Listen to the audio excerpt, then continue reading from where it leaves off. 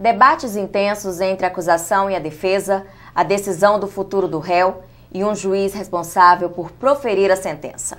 O Tribunal do Júri é o principal assunto do Brasil Justiça desta semana.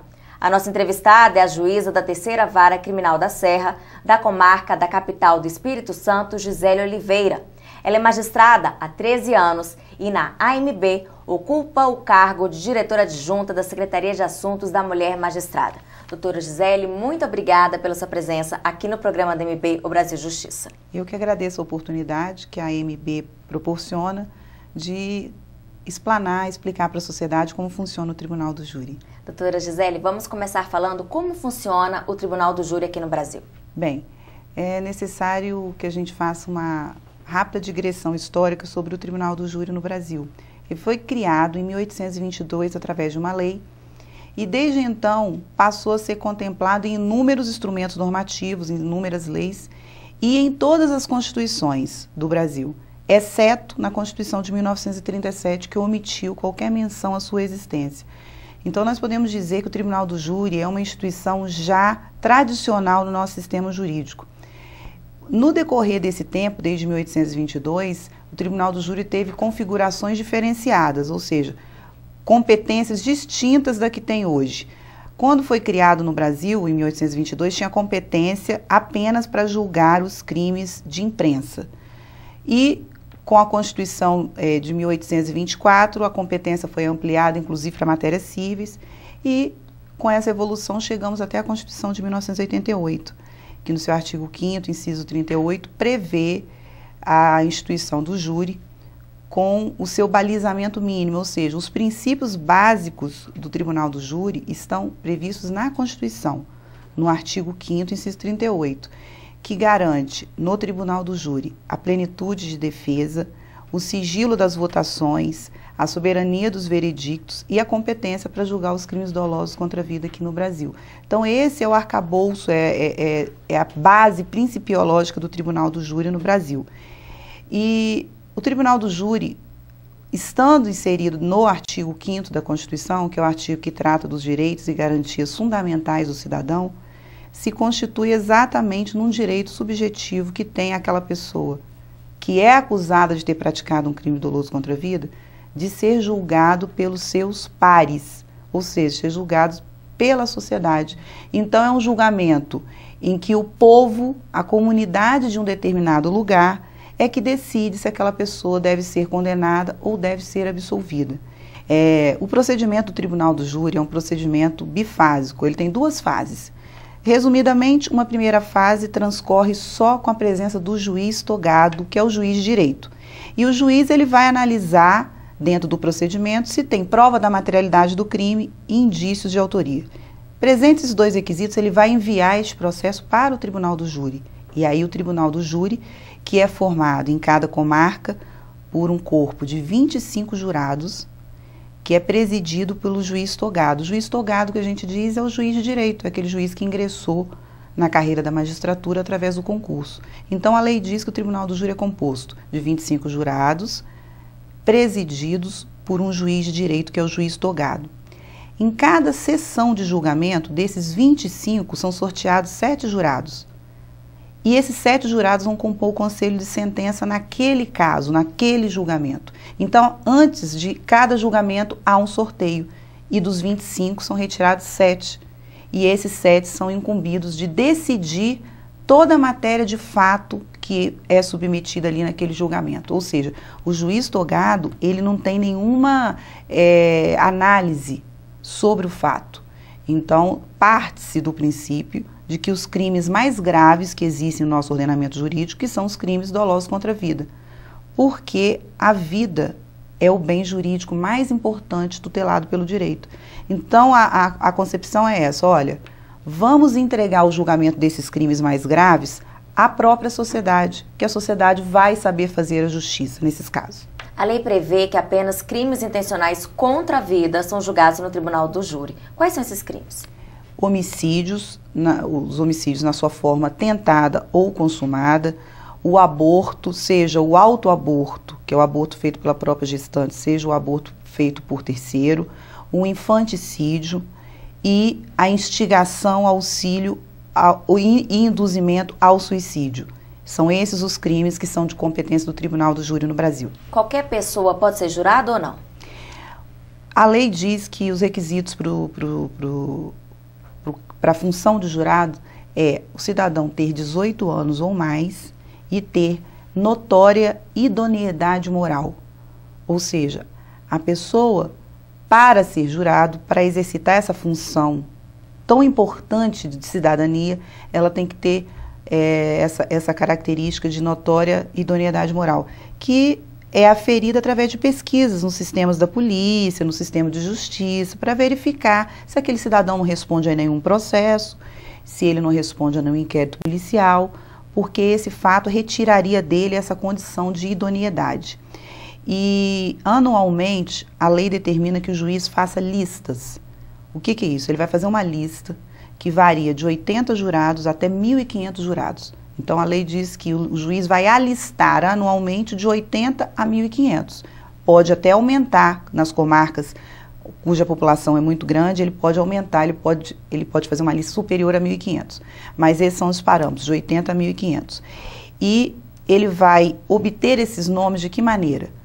Oficiando para instituições públicas, privadas, instituições de ensino, órgãos públicos, associações, sindicatos, requisitando a lista de pessoas que atendam a esse requisito dentro daquele município, daquela comarca. Qual é o papel do jurado e como ele expressa sua decisão sobre o julgamento que está sendo feito? O papel do jurado, é bom que se frise, é extremamente importante dentro do nosso esquema político. A Carta Constitucional de 1988 atribuiu ao jurado a função de julgar o seu semelhante quando ele pratica um crime doloso contra a vida. Então, toda a matéria de fato, tudo que disser respeito ao fato, vai ser decidido pelo jurado. Então, se a defesa alegar que o réu praticou aquele fato em legítima defesa, cabe aos jurados analisarem se aquilo se configurou mesmo ou não. Então, ele analisa toda a matéria de fato e ele expressa a sua vontade através do voto. E o voto do jurado é um voto silencioso e não fundamentado, porque o jurado ele não precisa dizer por que ele está votando num sentido ou em outro. Ele vota de acordo com a consciência dele, sem necessidade de fundamentação. E ele deposita numa urna o voto, a resposta sim ou não. O juiz vai fazer um questionário, vai submeter esse questionário aos jurados, os jurados vão colocar na urna a resposta àquela pergunta. Alguns juristas criticam o Tribunal do Júri, defendendo a sua extinção. Qual é a sua opinião sobre isso? É fato que o Tribunal do Júri é uma instituição que, de forma recorrente, vem sofrendo críticas, porque principalmente porque é uma instituição que está muito em voga na mídia em razão desses inúmeros julgamentos de repercussão, goleiro Bruno, o caso do Misael, recentemente no dia 4 de abril tivemos o julgamento lá em Marabá, onde os acusados de terem matado o casal de extrativistas, o mandante foi absolvido e os 2 executores foram condenados. O fórum foi apedrejado em razão desse resultado de absolvição. Então, quando acontece um julgamento de grande repercussão assim, retorna-se com o tema Tribunal do Júri. As críticas principais ao Tribunal do Júri se baseiam no fato de que o jurado decide sem motivar. Ele não diz por que ele está julgando assim ou assado. Ou seja, se ele está absolvendo ou ele está condenando, ele não precisa dizer por quê. O julgamento é secreto. E isso é muito criticado também por alguns. Eles dizem que é uma justiça muito cara, porque depende de toda uma organização que requer muitos recursos materiais e humanos para que o Tribunal do Júri funcione. Apesar de todas essas críticas, que são críticas que têm até fundamento, nós reputamos que o Tribunal do Júri é uma instituição que, por concretizar de maneira muito clara os princípios democráticos do Estado de Direito, é uma instituição que deve ser mantida, porque confere um alto grau de legitimidade às suas decisões, ou seja, é uma decisão oriunda do próprio povo. Muito obrigada. No próximo bloco, a juíza da Terceira Vara Criminal da Serra da Comarca da Capital do Espírito Santo, Gisele Oliveira, vai falar sobre o perfil da criminalidade levada ao Tribunal do Júri nos dias de hoje. Não saia daí, o intervalo é rapidinho.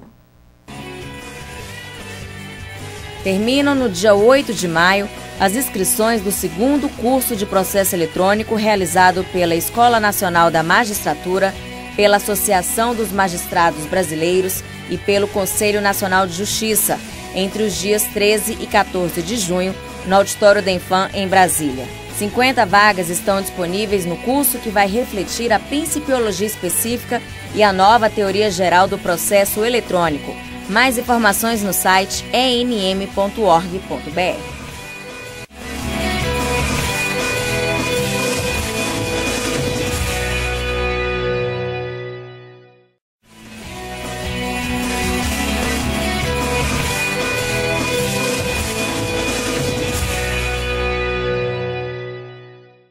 Estamos de volta com o Brasil Justiça. No primeiro bloco, a juíza da Terceira Vara Criminal da Serra da Comarca da Capital do Espírito Santo, Gisele Oliveira, falou sobre as competências e o funcionamento do Tribunal do Júri. Agora vamos abordar o perfil da criminalidade levada ao Tribunal do Júri nos dias de hoje. Doutora Gisele, atualmente qual é o tipo de criminalidade levada ao Tribunal do Júri? Nesse aspecto, é importante assinalar que a criminalidade, o perfil da criminalidade tem se alterado muito nos últimos 30 anos, principalmente. Há 30 anos, os crimes que eram levados ao Tribunal do Júri eram praticamente o quê?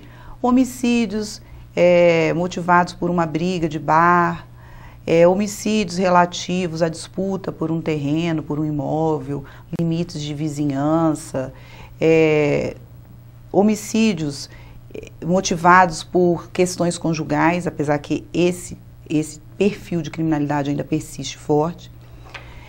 E nesse contexto histórico, essas pessoas que respondiam a esses crimes não apresentavam um grau de periculosidade, porque eram homicidas ocasionais, ou seja, a pessoa que cometeu um crime num contexto muito especial. Hoje, a criminalidade que é levada ao Tribunal do Júri é uma criminalidade organizada, é uma criminalidade que funciona como basicamente uma empresa, com divisão de tarefas, com o intuito de obter lucro e principalmente com foco no tráfico de drogas. Então, hoje, o homicida, a pessoa que é acusada de ter praticado um homicídio, que senta no banco dos réus, é muito diferente daquele que sentava há 30 anos. E isso faz com que o juiz precise ter uma sensibilidade muito grande ao conduzir aquele processo, porque o fato da criminalidade organizada estar na base desse sistema faz com que o juiz precise adotar providência em relação às vítimas ameaçadas, em relação às testemunhas ameaçadas, em relação à própria segurança dele próprio magistrado. Então, a criminalidade hoje tem um aspecto de muita violência, é uma criminalidade cujo incremento da violência é muito grande e é muito diferente da criminalidade que ocorria, que se manifestava há alguns anos, principalmente, por exemplo, no tráfico de drogas, em relação às disputas internas pelo controle do tráfico de drogas. O juiz que milita hoje na vara criminal do Tribunal do Júri, ele verifica que 80% dos homicídios que têm motivação no tráfico de drogas diz respeito a disputas. Ou seja, o traficante A vende droga num ponto, aí o traficante B começa a vender nesse mesmo ponto. O traficante A manda matar ou mata o traficante B. Então, essa disputa gera uma série de criminalidade, uma série de crimes. E também o usuário que adquire a droga e ele não tem condições de pagar, às vezes ele paga com a própria vida. A questão dos menores, dos adolescentes que estão sendo assassinados no Brasil, o índice de homicídios entre jovens do sexo masculino de 15 a 24 anos está diretamente relacionado ao envolvimento com o tráfico de drogas. Então, esse perfil tem que ser estudado de maneira especial para que medidas eficazes possam ser adotadas pelos juízes nos casos concretos. A senhora considera arriscada a função de presidir uma vara do júri diante da atual criminalidade? Eu acho. Eu acho porque a realidade do juiz no Brasil é uma triste realidade de um ser que vive sozinho, ele não tem apoios, tirando algumas exceções de alguns tribunais que possam ter uma situação um pouco melhor, mas o juiz criminal, ele enfrenta a criminalidade olho no olho. Ele encara aquela pessoa que praticou um homicídio, que praticou um latrocínio, que praticou um roubo, e ele profere a sentença olhando no rosto, no olho desse cidadão, que muitas das vezes personaliza aquele resultado que lhe é desfavorável. E os fatos falam por si. A nossa colega Patrícia Cioli foi assassinada quando terminava de sair do Tribunal do Júri. Ela é um exemplo desse caso, né? Ela é um exemplo. Ela era presidente do Tribunal do Júri da comarca de São Gonçalo, estava ameaçada, o Estado não adotou medidas eficazes para protegê-la e ela acabou pagando com a própria vida. Então, as tentativas de intimidação existem, os riscos existem e são reais. E o magistrado no Brasil precisa de um plano de segurança organizado, de um plano de segurança que ele confie para poder exercer a atividade. Quais os instrumentos que o juiz dispõe para lidar com as tentativas de intimidação do crime organizado?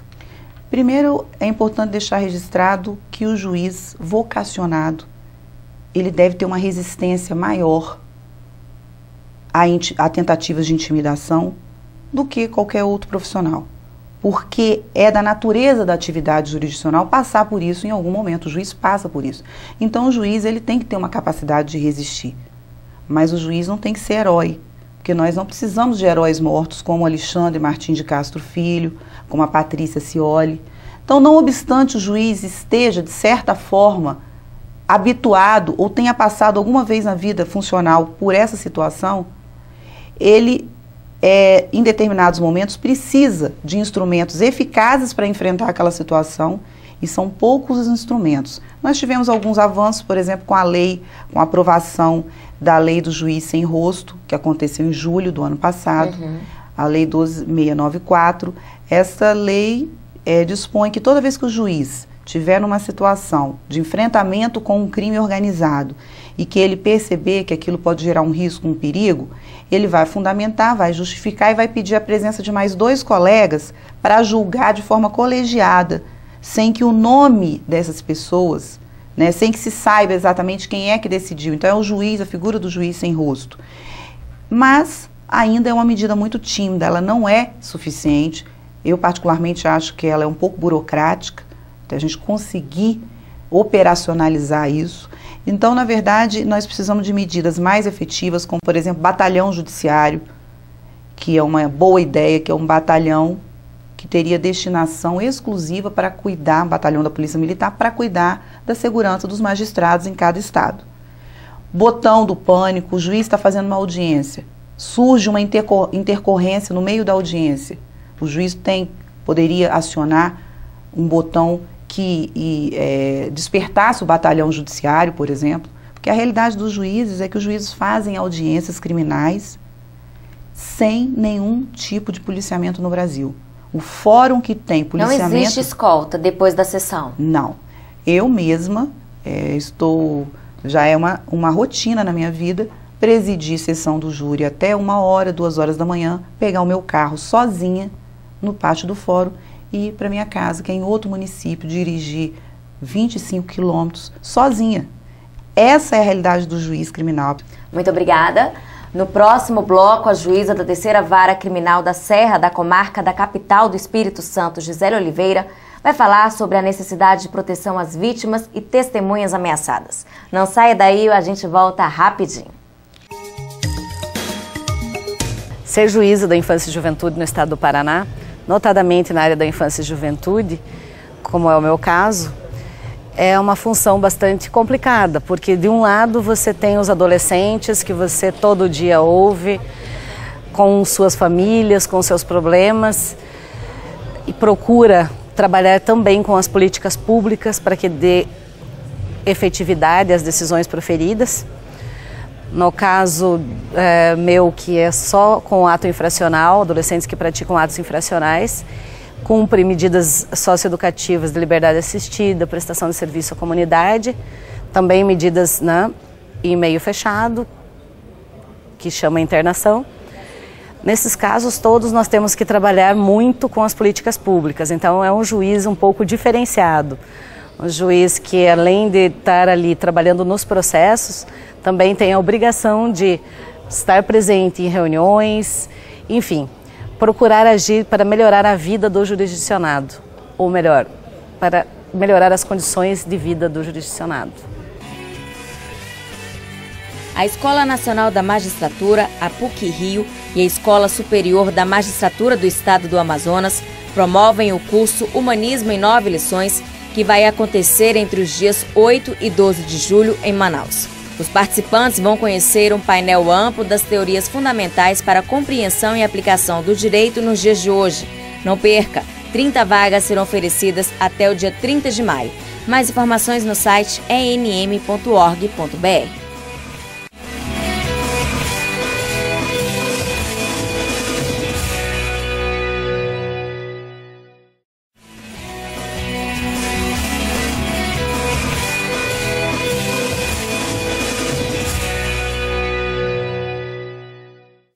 Estamos de volta com o programa DMB O Brasil Justiça. Nos 2 blocos anteriores, conversamos sobre as competências e o funcionamento do Tribunal do Júri e também o perfil da criminalidade levada ao Tribunal do Júri nos dias de hoje. Agora, a juíza da 3ª Vara Criminal da Serra da Comarca da capital do Espírito Santo, Gisele Oliveira, vai abordar a necessidade de proteção às vítimas e testemunhas ameaçadas. Doutora Gisele, o sistema de colheita de provas no processo penal é seguro para a vítima ou testemunha? Não. Não é seguro porque ele foi concebido numa época muito diferente, há quase 70 anos, na época de promulgação do Código de Processo Penal. O Código de Processo Penal diz que a testemunha, antes de prestar o seu depoimento, ela vai ser qualificada. E isso na frente do acusado, na frente do advogado, do promotor, vai ser qualificada, declinando o nome, endereço, filiação, ou seja, todos os dados de qualificação dela. E isso, hoje, é uma realidade totalmente inadmissível, ultrapassada para o tipo de criminalidade que nós já abordamos no bloco anterior. É claro que a Lei 9.807, que é a Lei de Proteção à Testemunha, cria programas de proteção à testemunha. Só que esses programas, eles são muito severos. Eles implicam numa interferência muito grande na vida da testemunha. E a testemunha não consegue se manter nesse programa. Evita entrar, às vezes não entra, ou quando entra não consegue ficar. Porque ela tem que abandonar os laços dela, ela tem que abandonar toda uma vida. E as pessoas têm muita resistência a isso. A lei permite que o juiz, no caso concreto, adote algumas providências que ele entenda pertinentes para garantir que aquela testemunha não seja incomodada, não seja constrangida ao prestar o depoimento dela. Mas é importante dizer que esse assunto deve ser debatido com muita profundidade por todos os operadores de direito, em razão de inúmeros crimes que acontecem no Brasil envolvendo testemunhas e vítimas. A pessoa às vezes é vítima de um crime, o crime não é consumado e posteriormente aquele crime venha a ser consumado, para evitar que ela fale, para evitar que ela venha a dar detalhes sobre aquele delito. Então, o sistema do CPP, que é o Código de Processo Penal, é um sistema falido. O sistema em que o nome e os dados da testemunha ficam dentro do processo, o processo é público, qualquer pessoa pode chegar no balcão da justiça, pedir para ver os autos e copiar tudo. Então, esse sistema é um sistema falido. Alguns estados têm adotado, através das corregedorias, uma normatização para tratar da questão da testemunha sigilosa. E nesse aspecto, eu destaco que no Espírito Santo, a Corregedoria Geral de Justiça, há 2 semanas editou um ato, o ato normativo número 3, estabelecendo qual o procedimento a ser seguido pelos delegados e pelos juízes de direito no caso de pessoas ameaçadas. Basicamente, o mecanismo se a pessoa se declara ameaçada ou coagida, Os dados dela de qualificação não ficam dentro do processo. Fica apenas a menção de que ela é uma testemunha sigilosa número 1, testemunha sigilosa número 2, testemunha sigilosa número 3. A qualificação dela fica guardada num local que só tem acesso o escrivão.